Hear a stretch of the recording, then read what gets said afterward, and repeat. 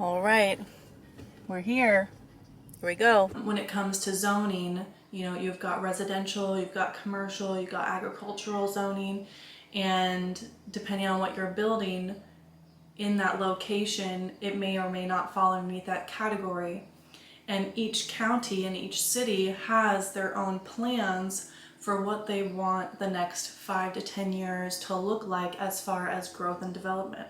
So some cities want more development, and others are trying to preserve that small town feel, and so they're limiting for something like growing wild, which would require a large parking lot. There would be a consistent flow of people. They may not want that there. So these are all kind of things that you have to take into consideration when you're choosing a plot of land to begin building, if you're building from the ground up.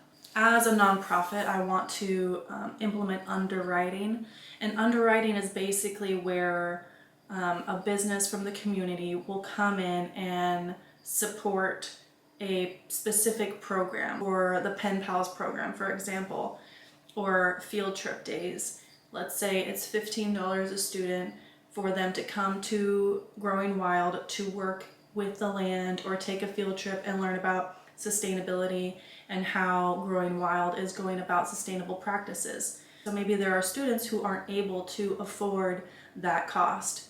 An underwriter would come in, somebody like maybe Safe Credit Union would come in and say, hey, I'm gonna give you $5,000 towards these field trips for students who can't afford to pay for this field trip fee. And as a result, they would become an underwriter, and then there would be different, depending on how much money they're giving, there's different tiers. If you think about Patreon, that's the closest thing that I can kind of compare it to. So in Patreon and crowdfunding, you give different tiers, different perks. And the same thing goes for underwriting. So in underwriting, it's like, okay, $5,000, great, you get noticed on the website. $10,000, you have an optional day where your employees can come out to the farm and do kind of a team building exercise. So there's different tiers and different perks that they get in regards to underwriting. And it's also showing support for their local community. They're showing whether or not they're aligned with particular values, and that is reflected in their business. The other day I was looking into potential grant opportunities. So what I've been doing is I'm looking at companies that are doing similar things to what I want to open up, that obviously are not exactly what I want to do, but mirror it in some ways, and then looking into, are they a nonprofit? And if they are, then I'm going through their information and seeing, okay, who has supported this person? What would the likelihood be of them also supporting me with other grant opportunities? And so I was looking into that, and I found the Wildlife Conservation Board. So what I did is I looked at the executive director, I found their email, and I decided to email them. So basically I'm wanting to build and foster these connections. And that looks like sending emails to people that I've never talked to and met before, and building these relationships and seeking out new connections and seeing what I can find. All right, I'm about to go to the meeting with the Sacramento Planning Department. So I have printed out at Staples this. It's basically like everything that they could want to know about Growing Wild. So it's got the project overview, site status, and zoning interest. So the parcels that I'm interested in that are in the area. So I could talk to them about each individual one. Community benefit zoning. So wanting to get community benefit zoning is one of the key things that I want to talk to them about, hopefully today. Overview of key program elements. Talking about the green roof culture, the acre of gardens, community garden plots, the nature-based play area, and what those aspects are within that nature-based play area, and how these areas build on core characteristics that are fostered by nature-based play, so like problem solving, communication, the inclusive gardening program, so having a gardening program for special needs, community workshop space that the community can rent out, and some examples of what the workshops would be hosted by Growing Wild, not just the ones rented out to other people with aligned classes. And then doing community college partnerships down the line, the Pen Pal program, as well as working with volunteers, the healthy food, and then questions for Sacramento County. So zoning and site feasibility, permitting and the pathway to approval, land use and collaboration. So like working with people like Urban Wood Rescue, and then how I hope to collaborate with Sacramento County. I added some pictures that I've put together of like each of the individual key features, as well as like a site map that I created. All right, we're here. Here we go. After my appointment with the planning department, it didn't go as I had planned or as I even had expected. I thought for sure I would go into this appointment with my pamphlet of information and the person would be like, yeah, let's make this happen. I'm gonna help you out. Let's give you like all the details to make this a reality. And that is not how it went at all. You know, I sat there behind the glass and they were on one side and I was on the other side, and then they pulled up their computer and only really looked at the zoning of each of the individual plots that I was interested in, which was all information that I already knew. I was hoping that they were going to give me more information and more tools for me to move forward. And I felt very discouraged and very frustrated after that appointment. I think I just went into it with, incorrect expectations.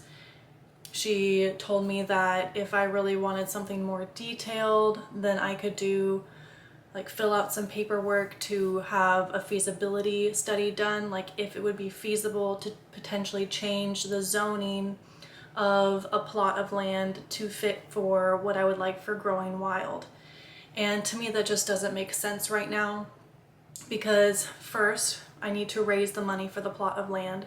So if something does come up, I have the capabilities to just say, all right, this one fits. Let's, put something down, or at least let's get our name on the list so that we can take a look, just have like the credibility to say, hey, I do have this down payment ready. Let's go look at this plot of land, and if it's the right one, let's get the ball moving. And right now, I don't have that.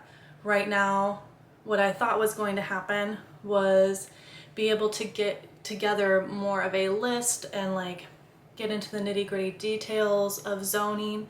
And after the conversation, it was basically like, this is what the zones are. Sacramento County is very rigid, is what she was saying, as far as changing zoning, which I don't think, it's not an impossible challenge to come up against, but I think it does complicate things a little bit.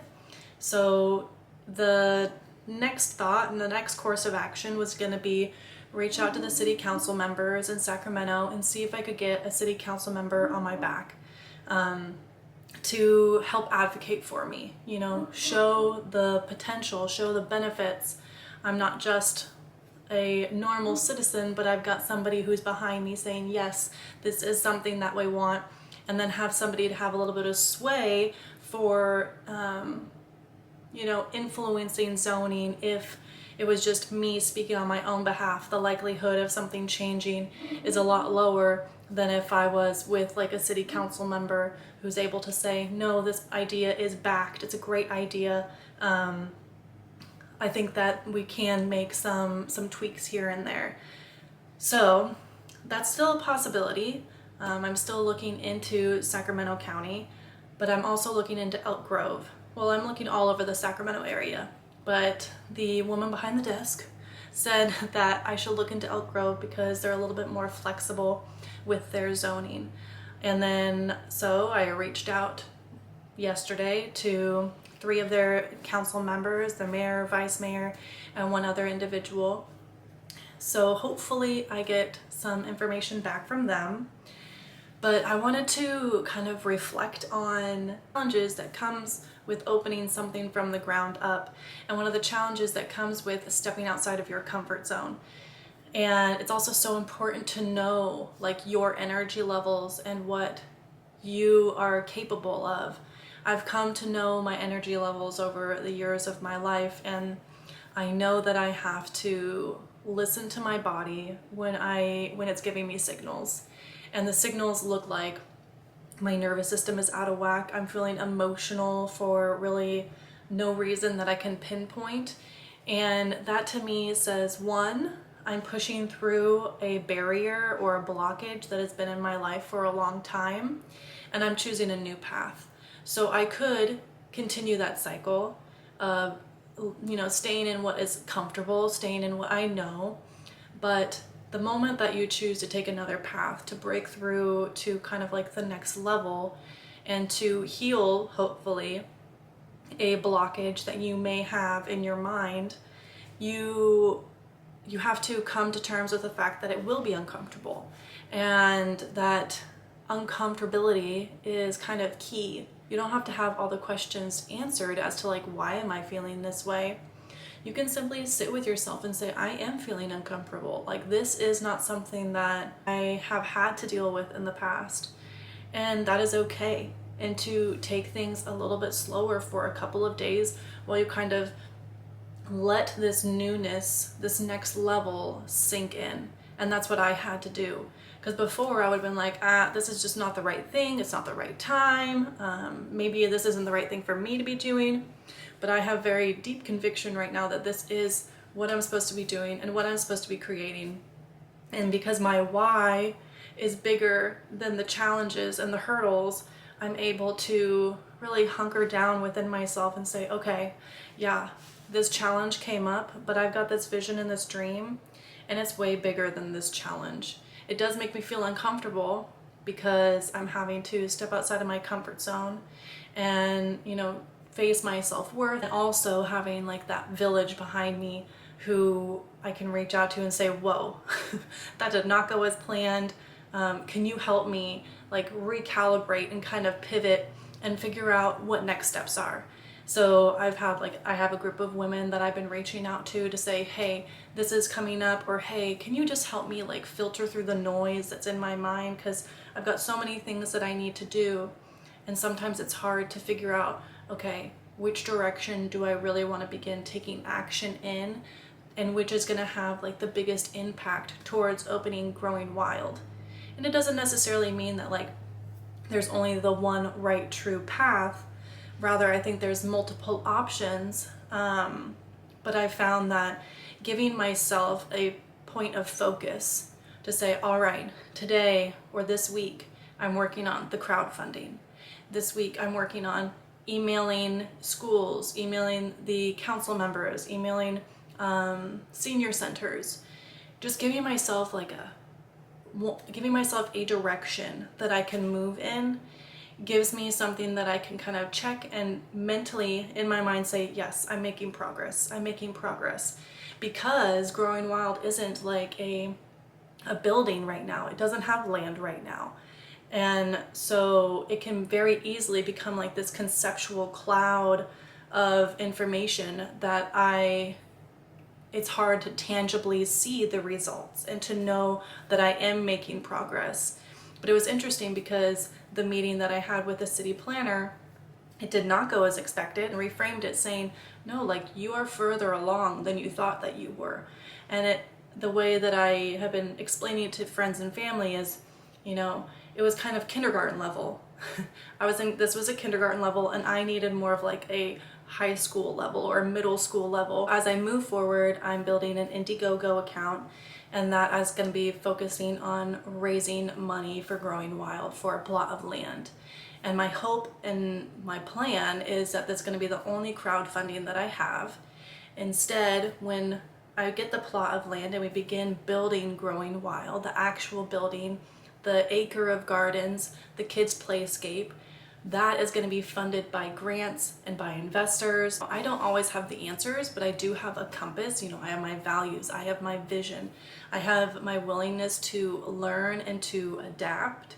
And I think that's really what's going to carry me through this whole entire process, in addition to my community and to the network that I am creating, this beautiful ecosystem of people that I can reach out to and say, hey, can you help me with this? Or hey, can you just help me reframe this? or are you seeing something that I'm not seeing? So I'll keep you guys updated on Indiegogo. My goal is to have it launching at the end of the month, but keeping that in mind, I do want to talk to a couple news outlets. That way I can really hopefully spread the word about Growing Wild before I launch this Indiegogo, because there is a campaign length. So 30 to 45 days is typically the amount of time a campaign launches for.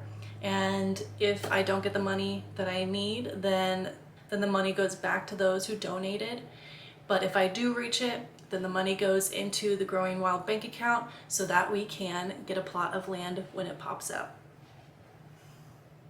So I need to contact some news stations and some reporters, and hopefully you'll see me on the news talking about Growing Wild and raising money for this beautiful space that we are creating. So here we go.